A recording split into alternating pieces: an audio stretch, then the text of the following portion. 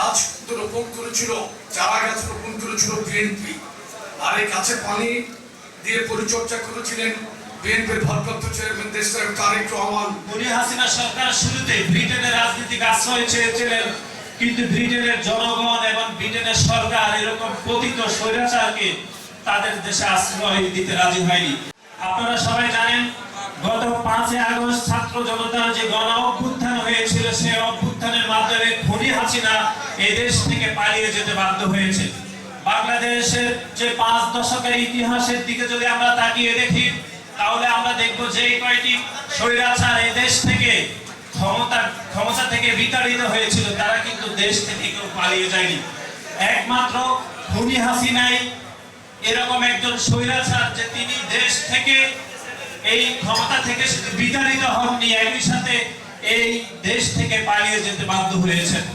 আপনারা সবাই দেখেছেন 5 আগস্টের সেই ছাত্র জনতার গণ অভ্যুত্থানের মুখে খুনি হাসিনা সরকার দেশ থেকে পালিয়ে যাওয়ার পর পার্শ্ববর্তী দেশ ভারত তাকে কিন্তু আশ্রয় দিতে রাজি হয়নি। কিন্তু আমরা দেখেছি খুনি হাসিনা সরকার শুরুতে ব্রিটেনের রাজনীতিক আশ্রয় চেয়েছিলেন, কিন্তু ব্রিটেনের জনগণ এবং ব্রিটেনের সরকার এরকম পতিত স্বৈরাচারকে তাদের দেশে আশ্রয় দিতে রাজি হয়নি। ইতিমধ্যে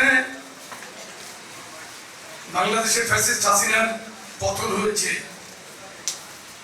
যারা বলছে যে জুলাই আগস্টের এই বিপ্লবের মধ্যে সরকারের পতন হয়েছে, আমি বিনীতভাবে বলতে চাই, এই আন্দোলনের গাছ রোপণ করেছিল, চারা গাছ রোপণ করেছিল বিএনপি, আর এই গাছে পানি দিয়ে পরিচর্যা করেছিলেন বিএনপির ভারপ্রাপ্ত চেয়ারম্যান দেশনায়ক তারেক রহমান।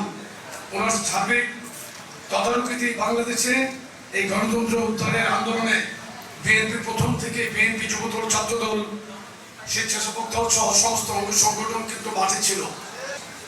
2024-এর ছাত্র গণ অভ্যুত্থানে এই পর্যন্ত প্রাপ্ত শহীদের সংখ্যা 1423 জন। এটা আরো প্রতিনিয়ত কিন্তু বাড়ছে, বাড়তে পারে। অনেকে আহত অবস্থায় আছেন, তাদের কোনো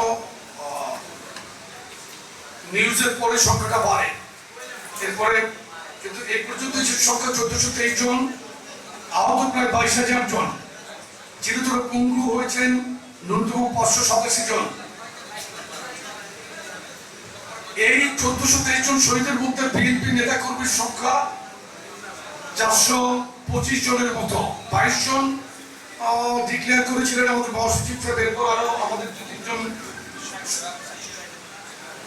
এখন প্রায় 460 জনের কাছাকাছি আমরা যতদূর জানি। আহত 22,000-এর মধ্যে বিএনপি নেতা কর্মীর সংখ্যা 8,921 জন প্রায়, এবং চিরতরে পঙ্গুত্ব বরণকারী 587 জনের মধ্যে বিএনপি নেতা কর্মীর সংখ্যা 282 জনের মতো।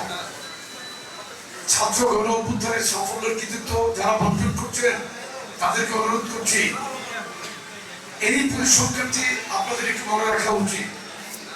আমাদের এই অবদানকে অবশ্যই মনে রাখা উচিত।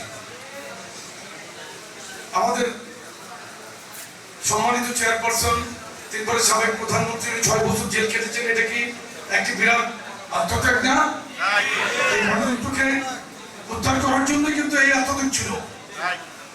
যিনি 9 বছর স্বৈরাচার বিরোধী আন্দোলনে, এরশাদ বিরোধী আন্দোলনে আপসের নেতৃত্বের ভূমিকায় ছিলেন প্রিয় দেশনেত্রী বেগম খালেদা জিয়া, উনি কিন্তু আপোষ করেন আওয়ামী লীগের সাথে। দেশনায়ক তারেক রহমান, উনি বিদেশে বাড়িতে কষ্ট করেছেন, কিন্তু এই সরকারের সাথে কিন্তু আপোষ করেন নাই। একটাই কারণ, এই দেশের মানুষের ব্যালটের অধিকারকে ফিরিয়ে দেওয়ার জন্য, ভোটের অধিকারকে ফিরিয়ে দেওয়ার জন্য, গণতন্ত্রকে ফিরিয়ে দেওয়ার জন্য উনি প্রতিনিয়ত কষ্ট করেছেন। আমরা মাঠে থেকেছি, থাকার চেষ্টা করেছি। এখানে এমন কেউ নয় আমাদের কেন্দ্রীয় নেতৃবৃন্দ যাদের নামে 50-এর অধিক মামলা নেয়।